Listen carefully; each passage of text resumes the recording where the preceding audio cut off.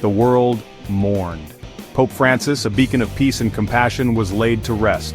Leaders from across the globe gathered in Rome to pay their respects. Among them, two men whose nations were locked in a bitter conflict, President Trump of the United States and President Zelenskyy of Ukraine. The setting was St. Peter's Basilica, a grand testament to faith and history. Yet even within those hallowed halls, the weight of the ongoing war cast a long shadow. The presence of Trump and Zelenskyy, so close in proximity yet so far apart politically, was impossible to ignore. Could this somber occasion, united in grief, offer an unexpected opportunity for peace? The world watched with bated breath, hoping that from the ashes of tragedy, a flicker of hope might emerge. The initial encounter was brief, a 15-minute exchange amidst the throngs of mourners. Trump and Zelenskyy, face-to-face for the first time since their contentious White House meeting in February, spoke in hushed tones.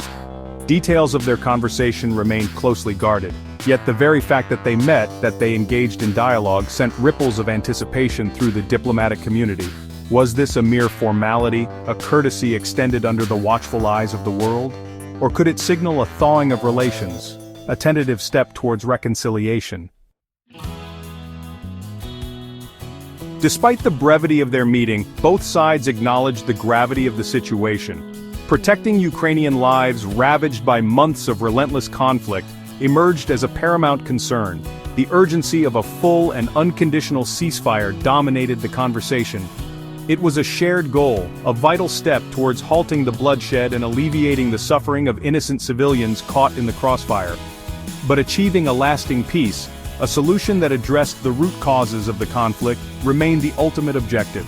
The path to that elusive destination, however, was fraught with obstacles and uncertainties.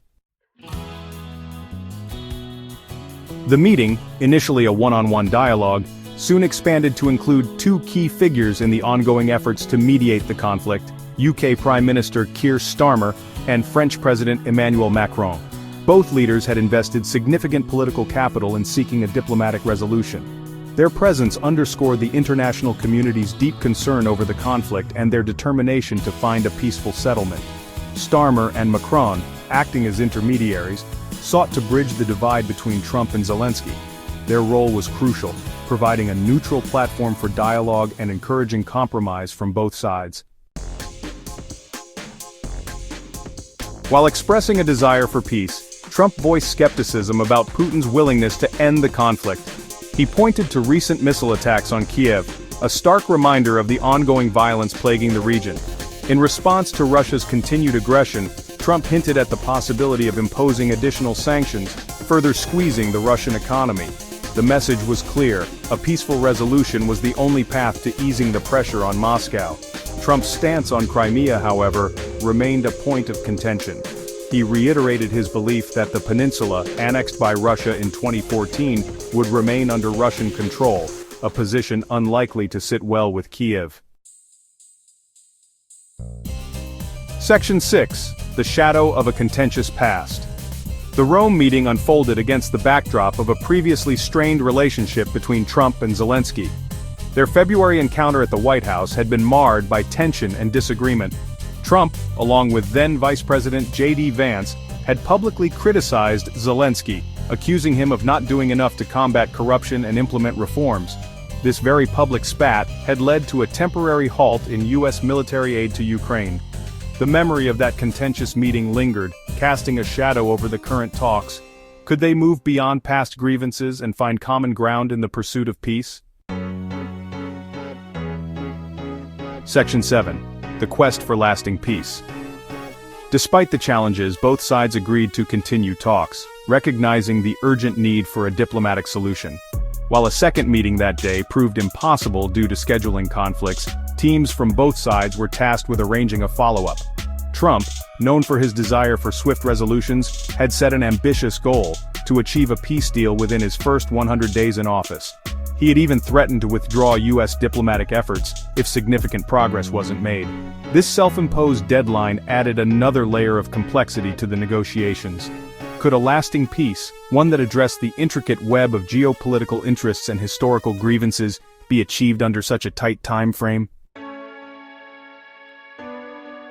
Section 8. A pivotal moment. The meeting in Rome, brief as it was, marked a pivotal moment in the Ukrainian conflict. It signaled a willingness, at least publicly, to engage in dialogue and seek common ground. The presence of European leaders underscored the international community's commitment to finding a peaceful solution. The eyes of the world were fixed on these talks, hoping for a breakthrough, a glimmer of hope in a conflict that had caused so much suffering. Whether this tentative step towards diplomacy would translate into concrete action remained to be seen. Section 9. The world holds its breath. As President Trump returned to the United States and President Zelenskyy remained in Rome with his wife, First Lady Olena Zelenska, the world held its breath. The future of Ukraine, a nation caught in a geopolitical tug-of-war, hung in the balance. Would these talks pave the way for a ceasefire, for a lasting peace? Or would they crumble under the weight of mistrust, conflicting interests, and the ever-present threat of renewed violence? Only time would tell.